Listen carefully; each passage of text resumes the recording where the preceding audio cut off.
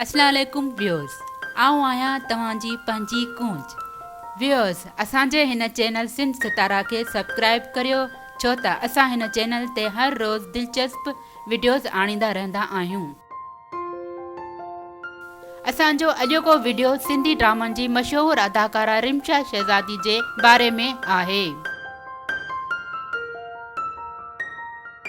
अदाकारा रिमशा शहज़ादी चयो आहे त मुंहिंजे किरदार जी कामयाबी में ड्रामे जे डायरेक्टरनि जो हथ शामिल आहे।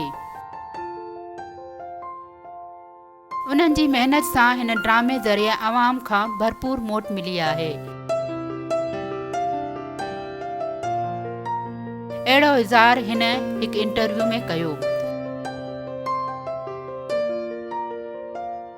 अदाकारा रिमशा शहज़ादी वधीक चयो त पहिरियां बि मज़ाहिया किरदार कया आहिनि, पर हिन ड्रामे में ही किरदार पहिरियों भेरो कयो अथमि।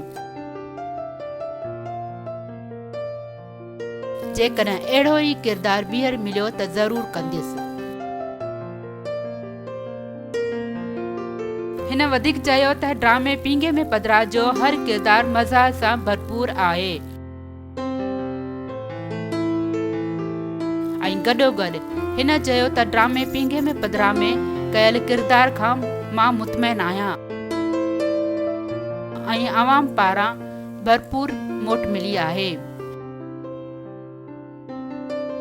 व्यूअर्स, उमेद आहे त तव्हांखे असांजो अॼोको वीडियो ज़रूरु पसंदि आयो हूंदो। वधीक ख़ूबसूरत ऐं दिलचस्प वीडियोज़ जे लाइ असांजो चैनल ज़रूरु सब्सक्राइब कंदा ऐं घंटीअ जे निशान खे लाज़मी दॿाईंदा त जीअं असांजे हर नई वीडियो जी ख़बर तव्हांखे नोटिफिकेशन ज़रिए मिली सघे।